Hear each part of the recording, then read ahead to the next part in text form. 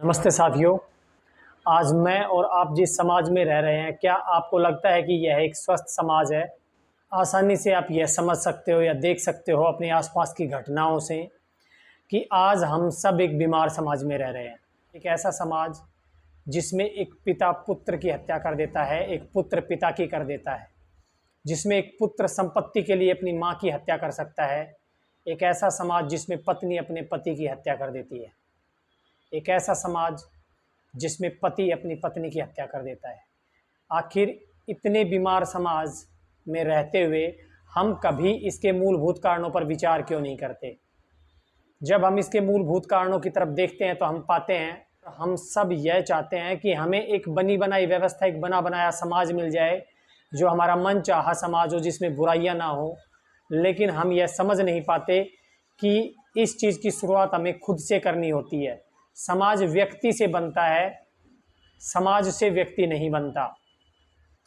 आज तक दुनिया भर में सभी मत पंथ संप्रदायों में यह होता रहा है कि लोग एक विशेष प्रकार का समाज गढ़ने की प्रयत्न करते हैं और वो चाहते हैं कि उस समाज के कारण एक खास प्रकार के व्यक्तियों का निर्माण होगा, जबकि ऐसा नहीं होता है। समाज लाख प्रयत्न करता है लेकिन फिर भी वह व्यक्ति को खुद के जैसा ढाल नहीं सकता। वह व्यक्ति पर नियंत्रण तो कर लेता है, दमन तो कर देता है व्यक्ति का, लेकिन भीतर से व्यक्ति वैसा का वैसा बना रहता है। तो आखिर क्या कारण है कि हम समाज में एक ऐसे समाज का निर्माण नहीं कर पा रहे हैं जो व्यक्ति की व्यक्तिगत जीवन के विरोध में ना हो? हमने एक ऐसा समाज खड़ा किया है जो व्यक्तिगत जीवन के विरोध में है, और इसी कारण से चाहे कोई व्यक्ति बोले या ना बोले, लगभग सभी व्यक्ति समाज के साथ एक द्वंद्व में रहते हैं, और व्यक्ति का सामाजिक जीवन और उसका व्यक्तिगत जीवन, इनमें कोई तालमेल नहीं है।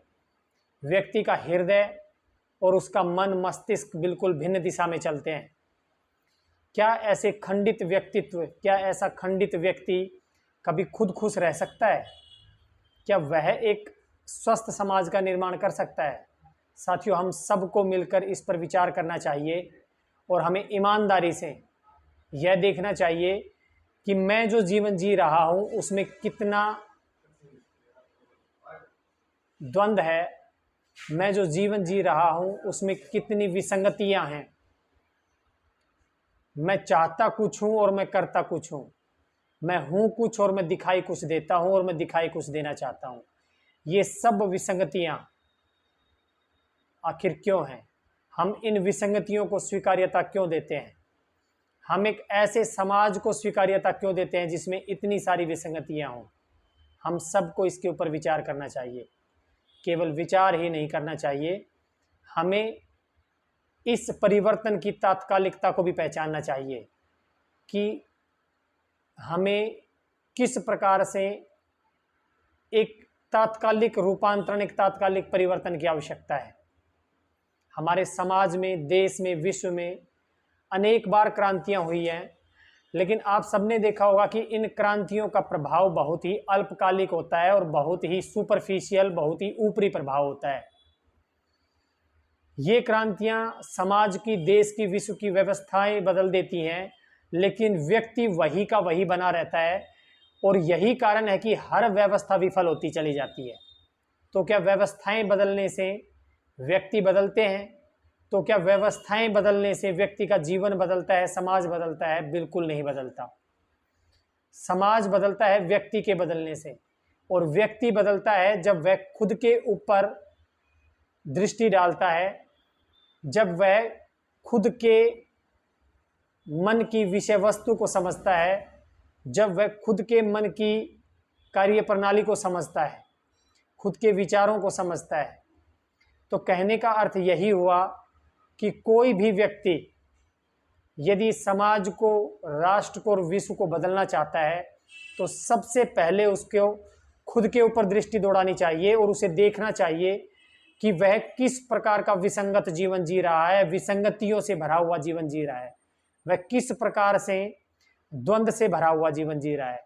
जब कोई भी व्यक्ति इन द्वंद्वों से मुक्त होता है, इन विसंगतियों से मुक्त होता है, तो ऐसे व्यक्ति ही खुद के लिए, समाज के लिए, राष्ट्र के लिए और विश्व के लिए कुछ कर सकते हैं। तो कहने का अर्थ ये हुआ कि सबसे पहली चीज़ हमें ये देखना चाहिए कि हमारे जीवन में, हमारे समाज में द्वंद्व है, विसंगतियां हैं, कॉन्ट्राडिक्शंस हैं।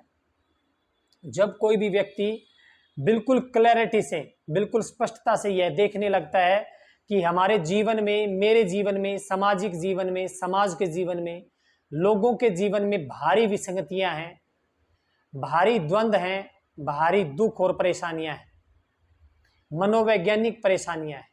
जब व्यक्ति यह देखने लगता है तो वह इसके कारणों में जाता है, और जब वह इसके कारणों में जाता है तो वह पाता है कि इस सब का कारण मेरे भीतर है, मेरी मानसिक प्रक्रिया, मेरे मानसिक कंटेंट, मेरे मानसिक विषय वस्तु में है।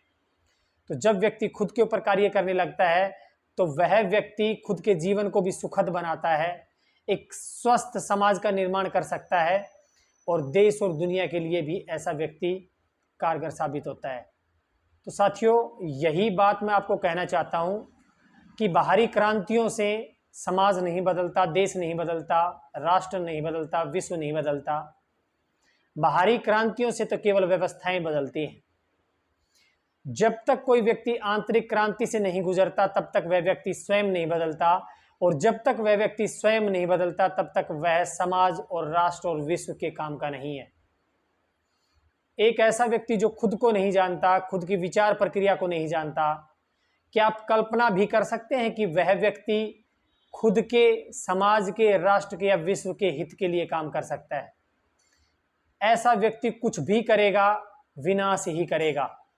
एक परिवार के स्तर पर, समाज के स्तर पर, राष्ट्र के स्तर पर और विश्व के स्तर पर ऐसे व्यक्ति विनाश ही करते हैं।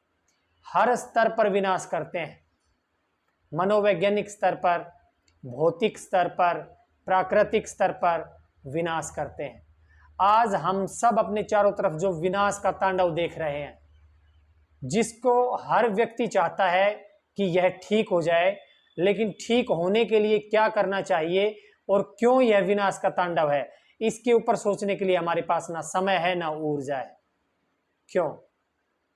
आइए हम सब अपने आप से यह प्रश्न पूछें कि हमारे चारों तरफ चल रहा यह विनाश का तांडव आखिर कब तक चलेगा? इस विनाश के तांडव को रोकने के लिए मैं क्या कर सकता हूं? यह विनाश का तांडव क्यों है? आइए इन सब गहन और गंभीर प्रश्नों पर विचार करें। नमस्ते।